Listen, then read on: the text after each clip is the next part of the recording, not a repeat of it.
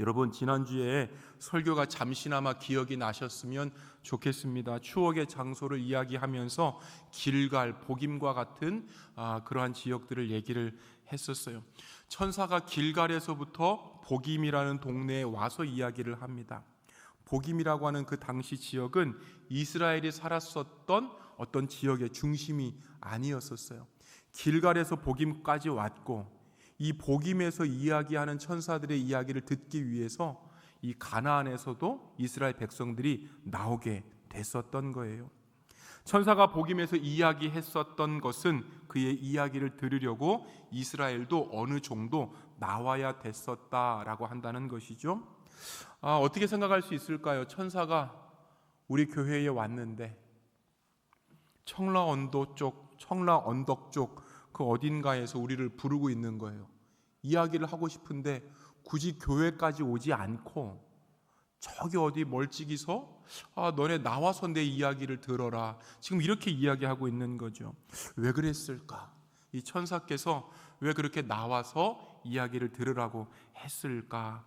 아마도 익숙한 곳들을 떠나서 거리를 두고 살고 있는 곳을 한 번 더 바라봐라, 이런 뜻이었을 것 같아요.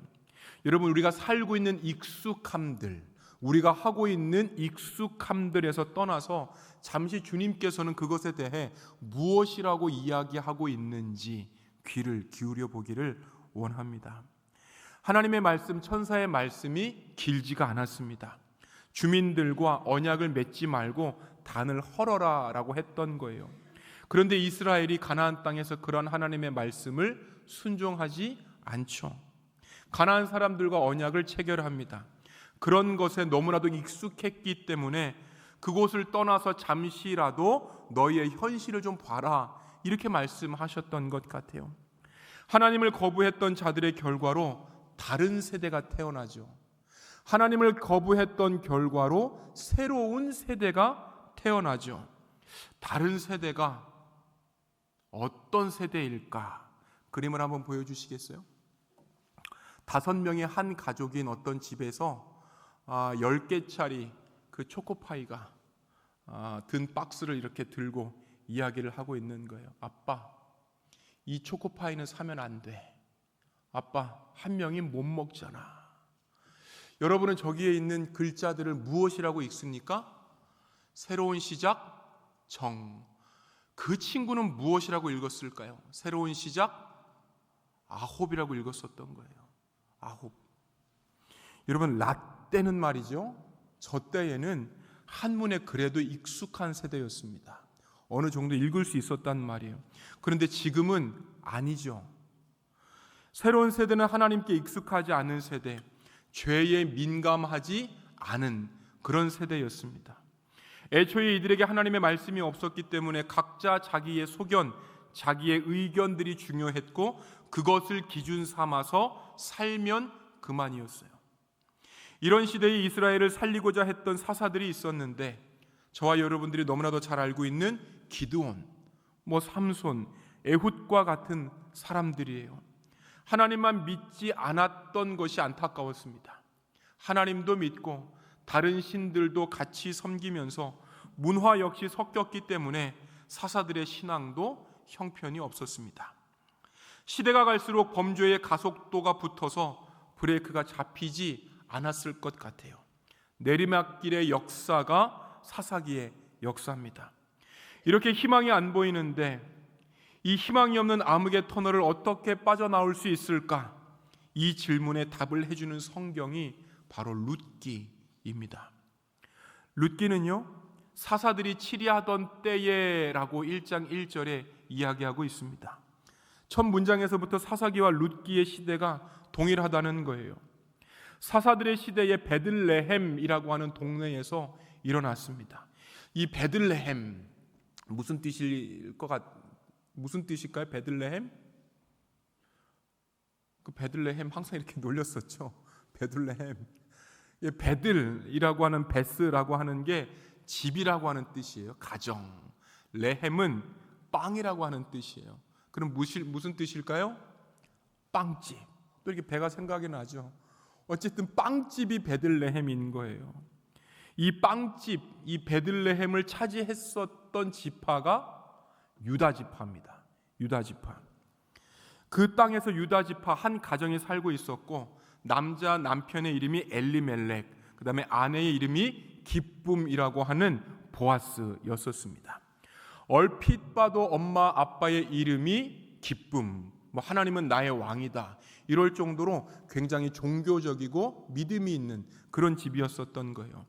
여러분, 그들에게서 나온 자녀의 이름이 뻔합니다. 하은, 무슨 뜻이에요? 하나님의 은혜, 이런 것 같다는 거예요. 시온, 무슨 뜻이에요? 시온의 영광, 이런 뜻이잖아요. 주찬, 무슨 뜻이에요? 주님 찬양. 예승, 무슨 뜻이에요? 예수님 승리하셨네. 우리가 다 알잖아요. 그 정도만 딱 알면 아하, 이 집은 교회를 다니는 집안이구나, 우리가 알 수 있다는 거예요. 주현,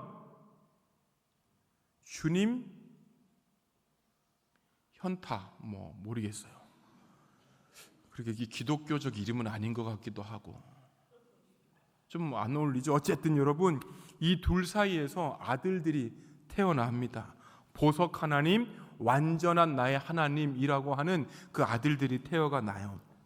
그렇게 하나님께서 베들레헴에 있었던 한 가문을 빛나게 세워주셨습니다. 그런데 문제가 하나 나오죠.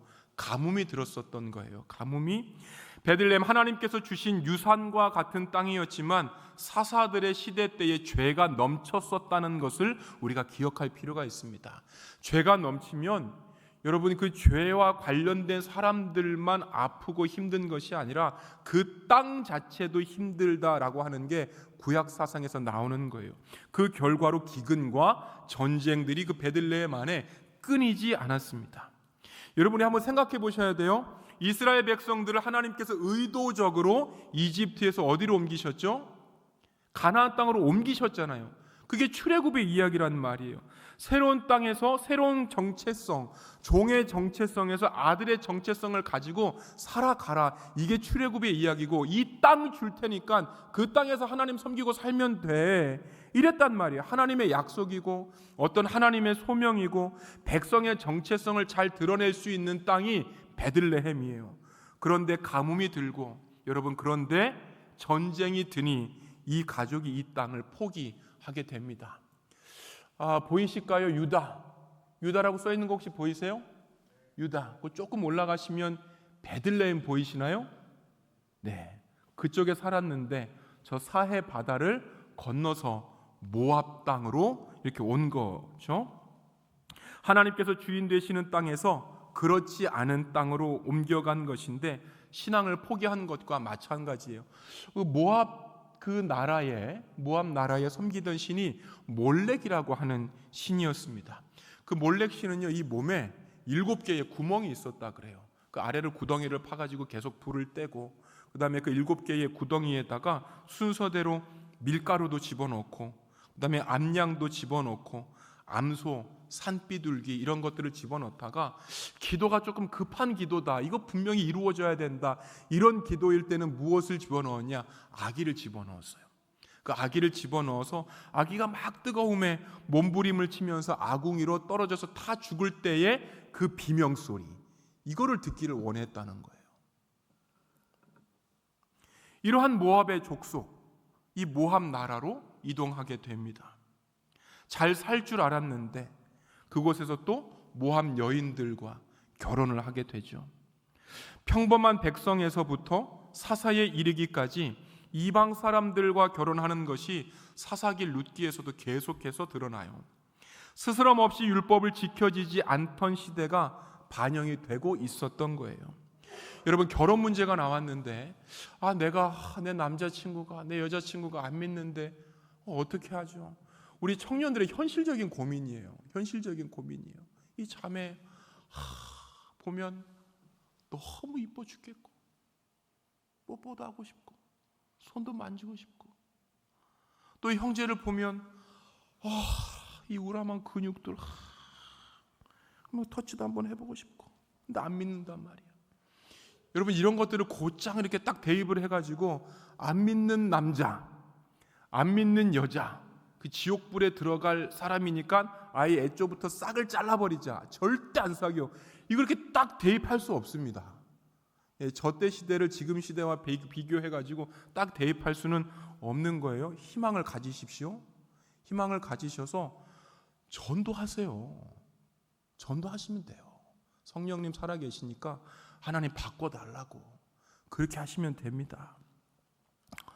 여러분, 먹고 사는 문제를 해결해 보겠다고 약속의 땅을 떠나서 모압으로 간 엘리멜렉의 가문 다 죽게 됩니다. 그렇게 끊어지게 돼요. 그렇게 아빠가 죽고 아들 둘이 죽고 엘리멜렉의 집에서 시어머니였던 나오미, 두 며느리였었던 오르바와 룻, 과부 3명만 딱 남습니다. 여러분, 3명이 모여본들, 남편 없는 여인들이 뭉쳐본들, 살기에 별다른 수가 없는 거예요. 여건이 신장되고 능력만 있으면 언제든지 상승할 수 있는 지금 사회와 당시의 사회를 비교할 수 없습니다. 성경에는요, 족보의 이야기가 끊임없이 나와요. 낳고 낳는 대의 이어짐들을 볼 수 있는데, 가문을 유지하려면 가정, 아들들이 필수입니다.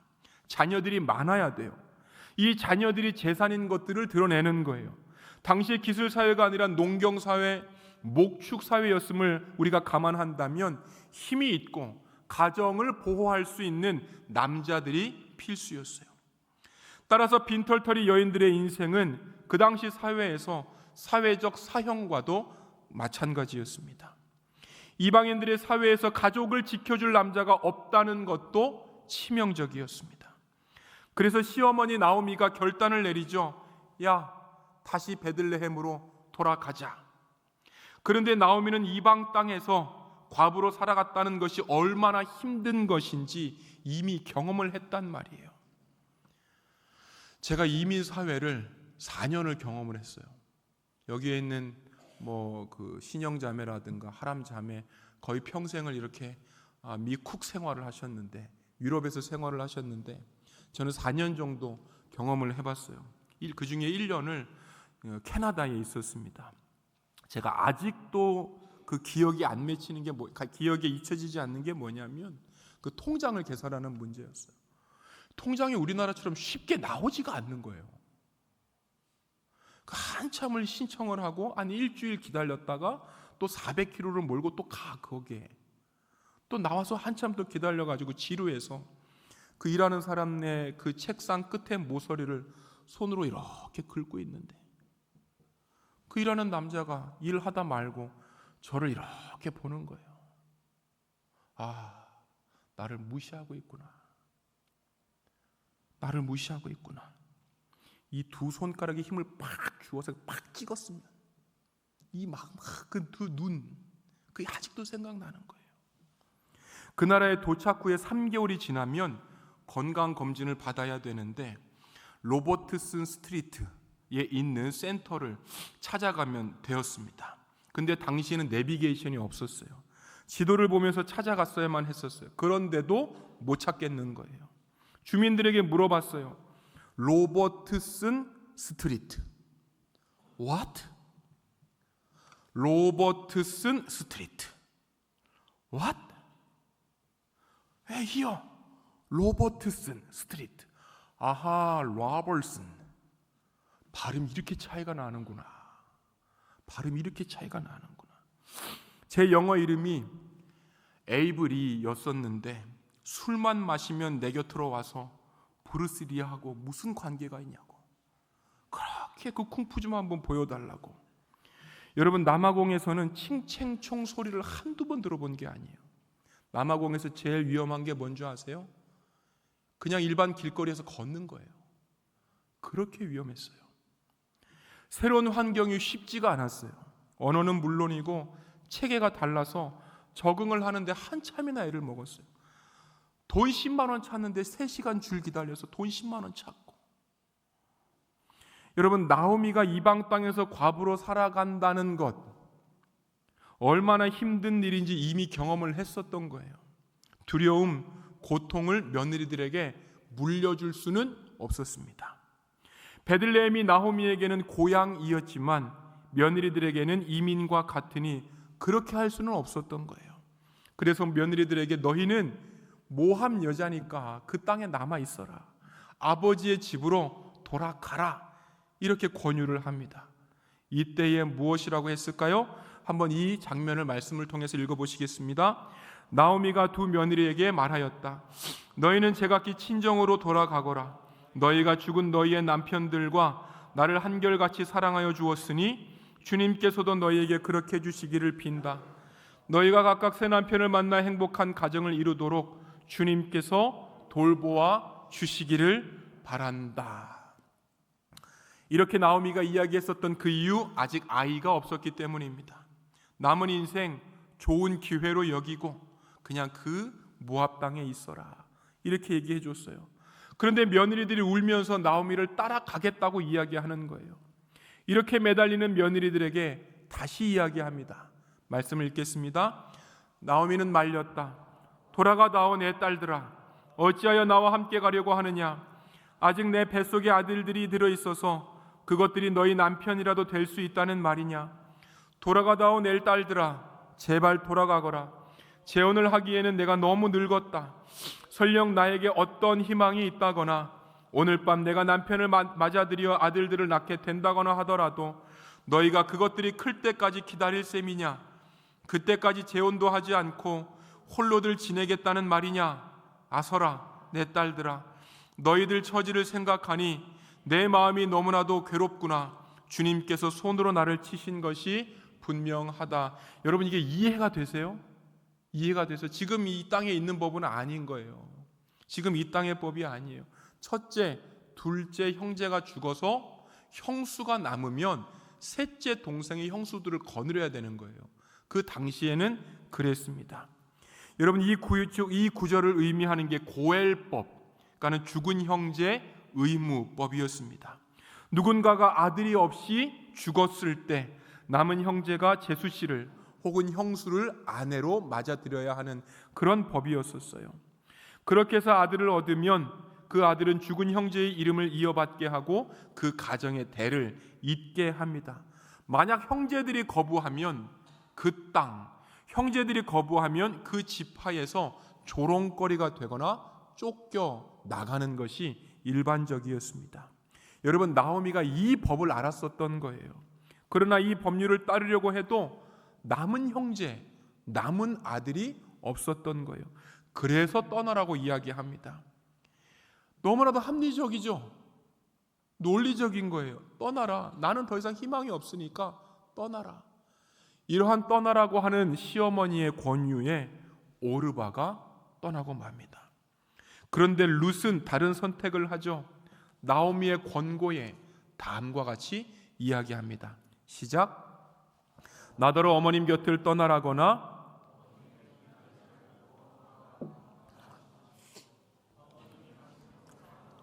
어머님이 머무르시는 곳에 나도 머무르겠습니다. 어머님의 결례가 내 결례이고 어머님의 하나님이 내 하나님입니다. 어머님이 숨을 거두시는 곳에서 나도 죽고 그곳에 나도 묻히겠습니다. 죽음이 어머님과 나를 떼어놓기 전에 내가 어머님을 떠난다면 주님께서 나에게 벌을 내리시고 또 더 내리신다 하여도 달게 받겠습니다. 여러분, 오늘 이 본문 1장 16절 17절은요 성경에서 처음 나오는 개종의 이야기입니다. 이방인이 자기의 입으로 하나님을 자신의 하나님으로 섬기겠다는 최초의 신앙 고백을 룻이 하게 됐었던 거예요. 그렇게 두 명이 베들레헴으로 돌아왔습니다. 온 마을이 떠들썩했을 거예요. 그런데 남편도 없이 아들도 없이 처음 보는 모압 며느리와 함께 왔으니 다들 놀랐을 거예요.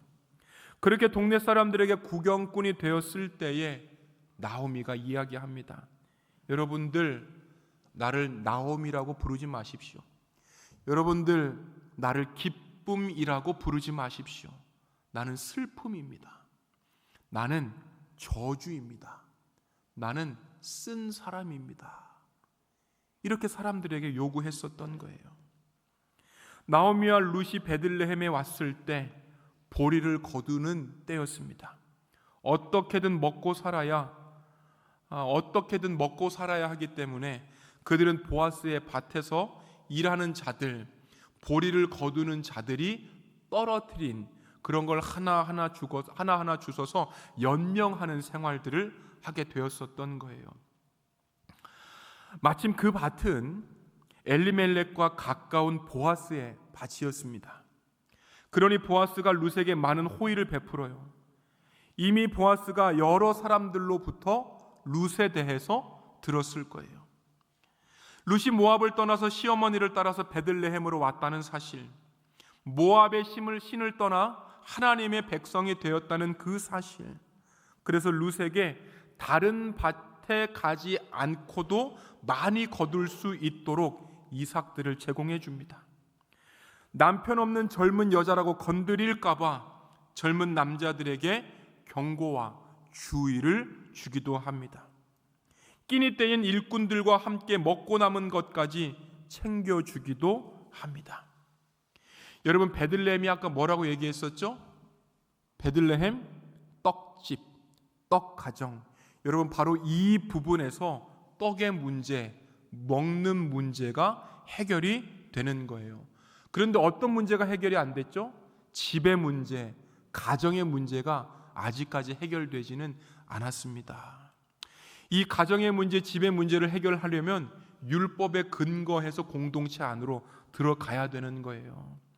이렇게 하려면 아까 방금 얘기했었던 고엘 전통, 누군가가 형제의 대를 잇는 그 대를 이어주는 사람이 나와줘야 되는 거예요. 그런데 여러분, 오늘 본문이 무슨 시대라고요? 사사시대인 게 문제인 거예요. 율법이 무시되는 시대, 하나님의 말씀이 들려지지 않는 시대, 형제사랑, 어떤 연대의식이 전혀 없는 시대가 바로 사사시대였습니다. 상대의 고난들이 방관이 되는 그런 때였습니다. 서로에게 구원자, 고엘이 되어줄 공동체의 약속들이 그렇게 파괴가 된 시대가 바로 사사기 시대였었던 거예요. 도움을 받아야 살 수 있는 그때에 고엘은 가까운 사람 순으로 매겨지게 돼요. 제일 가까운 형제가 그 법을 지켜야 했고, 아니면 가문으로 넓혀지는 거예요.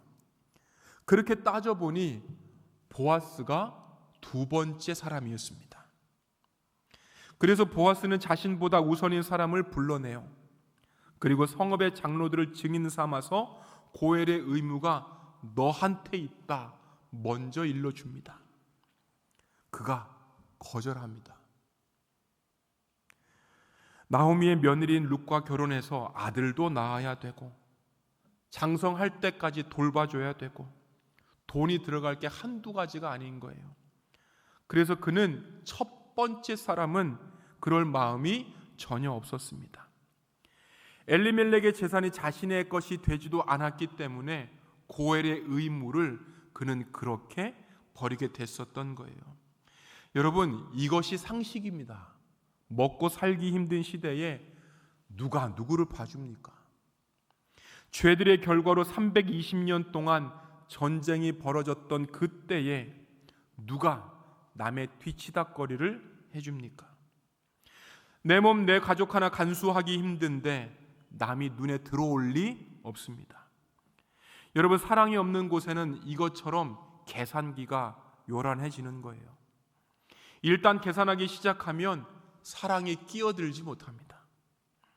사람들은 조금이라도 손해가 되면 하지 않으려고 하는 거예요. 희생하지 않으려고 합니다. 무서울 정도로 실리로 움직입니다. 그런데 여러분, 사랑은 계산되지 않는 거예요. 사랑하면 계산 능력이 없어지는 거예요. 그런 면에서 보아스는 이상한 사람이에요. 파산한 가정을 떠맡다니 인간적으로 보면 미치는 장사예요. 고엘의 의무를 다한다는 것, 내가 모든 것을 떠안겠다라고 하는 뜻인 거예요. 보아스는 룻에게 그렇게 고엘, 그렇게 구속자가 되었습니다. 여러분, 여기에서는 산다고 하는 의미가 있죠. 여러분, 그래서 구속한다고 하는 것은 값을 주고 샀다라고 하는 의미인 거예요. 기업을 물은다는 것, 산다라고 하는 뜻인 거예요. 어디서 많이 들었죠? 예수님께서 우리를 사셨습니다. 예수님께서 우리를 사셨어요. 우리를 사시기 위해 그 값을 몸으로 치르셨어요. 죽음으로 값을 지불하실 만큼 우리가 가치 있는 존재가 아니었음에도 불구하고 예수님은 그렇게 하셨어요. 우리를 사랑하시기로 결정하셨고 그분의 일방적인 사랑으로 우리의 인생이 다시 시작이 되었습니다. 그렇게 사람들이 변하게 되는 거예요. 오늘의 말씀, 사사시대 사람들이 하나님의 공동체 안에 민족의식을 잃어버리고 연대의식을 잃어버리고 사랑을 잃어버렸다고 고발하는 거예요. 사랑하는 여러분, 우리 삼덕교회 청년 공동체 안에 연대의식이 있었으면 좋겠습니다. 우리 공동체 안에 공동체의식이 있었으면 좋겠습니다.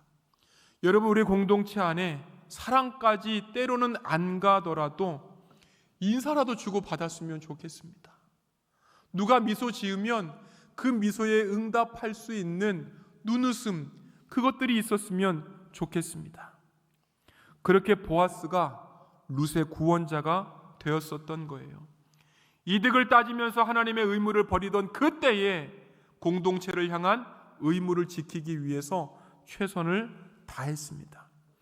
분열되어 죽어가는 이스라엘에게 생명력을 그렇게 처음 불어넣어주게 됩니다. 여러분, 그렇게 보아스하고 룻이 하나가 되어서 가정을 이루죠. 오벳이라고 하는 사람이에요. 말씀을 지켜나갔던 자가 자신의 정체성을 잃지 않고 실천해서 주어진 이름 오벳입니다. 이 오벳이 이새를 낳았고 이새가 다윗 왕을 낳게 돼요.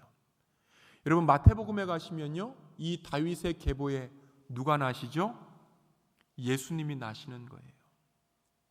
하나님께서는 거창한 이름을 가진 자들을 옆으로 밀쳐내시고 그 자리에 보아스의 아들 오벳으로 채우셨습니다. 이스라엘이 스스로 왕이 되려고 하는 그때에 룻기가 우리에게 주는 그 교훈 간단합니다. 말씀을 지키는 사람이 되라는 거예요. 말씀의 순종자가 되라는 거예요. 성경에 집중하고 하나님의 지혜를 구하라는 거예요. 그런 다음에 결정하라는 거예요. 나의 눈으로만 판단하지 말고 하나님의 눈으로 세상을 바라보라는 거예요. 하나님의 자리에 제발 하나님이 있게 해달라는 거예요. 무너진 가정의 부활을 의미하는 것이 아니라 오히려 예수님의 가문인 다윗 가문을 하나님께서 어떻게 세우시고 계신지 이것을 보여주시는 것이 바로 룻기입니다. 여러분, 룻기는 다른 성경과는 달리 초장부터 죽음을 이야기해요. 그렇게 죽음으로 모든 것이 끝난 것 같은데 결국엔 소망으로 끝을 맺게 됩니다. 우리는 허물과 죄로 죽었고 본질상 진노의 자녀였습니다. 그럼에도 불구하고 주님을 만난 이후에 살아난 거예요.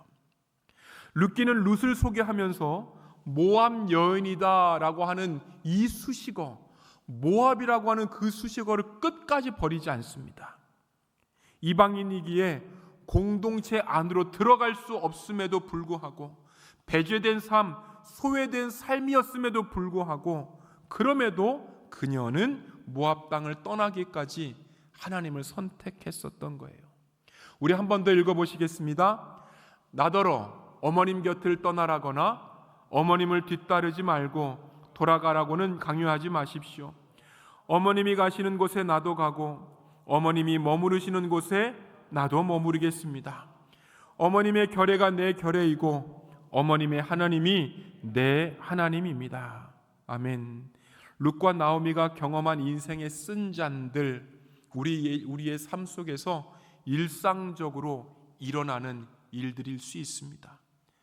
가정이 깨지는 거예요. 배우자와 가족 중에 누군가가 죽음을 당하는 거예요. 재정적으로 파산해서 어려움을 겪는 거예요.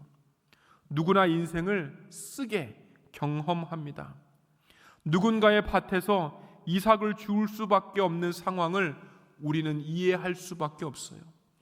그런데요, 거기서 끝나지 않는 거예요. 자녀인 우리의 인생 하나님의 구원과 연결이 되어 있습니다. 이제 나의 문제가 나의 문제로만 끝나지는 않는다는 거죠. 우리의 문제가 하나님의 구원사 안에 하나님의 역사에 포함되어 있으니 하나님께서 끝내시기 전까지는 여러분들의 이야기가 끝나지 않습니다. 기억하십시다. 합력하여 선을 이루시는 구원 사건 안에 여러분들의 인생이 있는 거예요. 그래서 인생에서 일어나는 어떠한 사건도 비극이나 저주가 될 수 없습니다. 기막힌 극본을 짜시는 그 하나님께 여러분들의 인생을 맡기시기를 바라요. 하나님, 지금 나의 상황이 나오미입니다.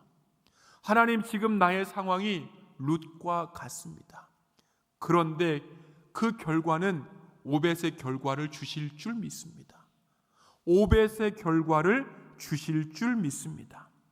때로는 우리들의 삶에 재난이 오고 문제가 심각해졌다 할지라도 재난이나 문제에 매몰되지 않고 느긋하게 지켜볼 수 있는 그러한 믿음의 눈, 하나님의 역사에 내가 있구나, 하나님의 구속에 내가 있구나, 하나님의 섭리 가운데에 내가 있구나, 이걸 그대로 받아들일 수 있는 한 사람, 그 믿음의 사람, 오벳의 사람들이 한 명 한 명 되시기를 축원합니다. 기도하시겠습니다. 사랑과 은혜의 하나님, 감사와 찬송을 올려드립니다.